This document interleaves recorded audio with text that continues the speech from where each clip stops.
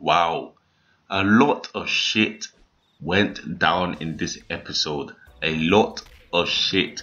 But the main thing, I don't think you understand how deep this episode really was. And the main thing that I took out of this, despite all the killing and murdering and all the blood that happened, the main thing I took out of this was Hiruzen. The third Hokage finally had the balls, the courage. Maybe he had that before, he just wasn't as bothered because he thinks that the thing that Danzo does is minor. But this time, I think Hiruzen finally realized that he took it too far this time. I think he realized that it was Danzo that ordered Itachi to basically do all this shit. And Danzo, just like I love Danzo, I won't lie to you, but obviously everyone else hates him. Obviously he's a fucking creep.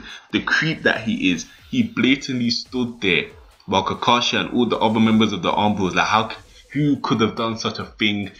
Danzo was like, Uchiha Itachi, without he's straight face. It's so epic. Like he doesn't show no emotion while he's lying to your face. While either he's lying to your face, ripping out Shushi's eye, fucking up anyone. He doesn't show no emotion, and that's the thing I like about bad guys. They show no emotion when they do their shit, and that's fucking epicness. He straight away blamed Itachi. Hiruzen finally said, "Nah, Danzo, you fucked up now. I'm gonna improvise what he said. This is my version of what he said. Get the fuck out my face. Get to your headquarters now. You sicken me. I can't stand the sight of your one eye bandage, one arm bandage. Fucking creepy self. Get the fuck out of here if I do something like that. We both come to regret." That's what I'm saying. That's what I'm thinking that he's basically implying. He finally stood up to him, and that deserves a round of applause because over the years we've seen him using this. Fucking say fuck that, fuck this, push that to the side, let Danzo get away with all the fucking bullshit that he does. But this time, he never. He got into him, he dug into him and said, yo, you done fucked up. And that is what I've been waiting for Hiruzen to do for a very long time.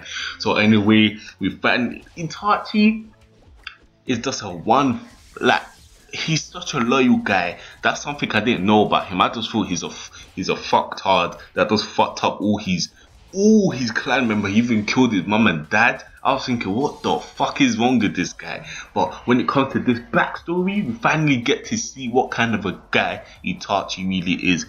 And to be honest, what I get from this is that he loves his brother to bits. Seriously, he was willing to kill his whole clan, including his mom and his dad, just to save his brother from certain death. And I guarantee you, if Danzo got his way, we wouldn't have a character as badass as Sasuke right now. Because I guarantee you, as soon as Itachi was out of that village, Danzo's intention was to kill Sasuke and make it look like maybe another Shusuke accident where he just committed suicide or got taken by another village and just cause another uproar between two villages when they have nothing to do with it. I guarantee you, Danzo's he's just fucking epic. The thing is, this episode we get to see Danzo say his famous line, which is quote unquote, I did it for the sake of the village. In fact, Hiruzen knows him so much that he even cut him off and said his line for him. And I was just laughing my ass off thinking, Danzo, you're just a fucking retard.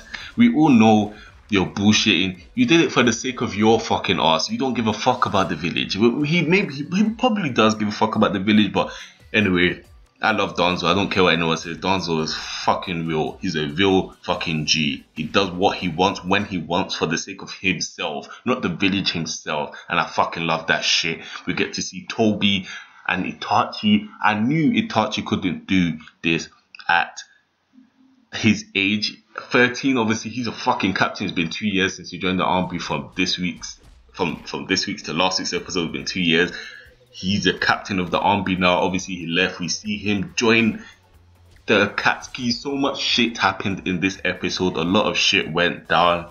I knew he couldn't do that by himself. He needed a little help from Obito. We see, so much shit happened. Guy, Kakashi, in the Uchiha clan before this tragedy happened. We see them scoping them out. They were like, we see Kakashi saying that, oh, obviously he used to come here a lot, like a long time ago. And I'm thinking, yeah, because Obito was part of the Uchiha clan, so obviously he used to go to his house probably every day before training and all that bullshit. And obviously he's dead, or apparently dead to them until the present. If you caught up, you shouldn't really be watching this if you haven't caught up. If you don't, so we spoiler alert. But yeah, this was just epic shit. We see Obito trying to make love to a picture of Rin with Kakashi's face sellotape because he don't give a fuck about Kakashi. And he likes Kakashi, but obviously, boy, he thinks Kakashi's trying to move in on his woman, and that's the kind of shit you don't do with your friends. When Kakashi really don't give a fuck about her, and you see later on he fucking murders that bitch. But obviously that's another story for another day. But this was just fucking epicness. Itachi is a fucking great guy. I don't care what anyone says. He done this for the love of his brother. He reasoned, finally grew some balls and stood up to Danzo saying, fucking hell, you fucked up this time. Fucking class. And just because of that, he reasoned standing up to Danzo for the first time ever. I'm giving this a 9 out of 10.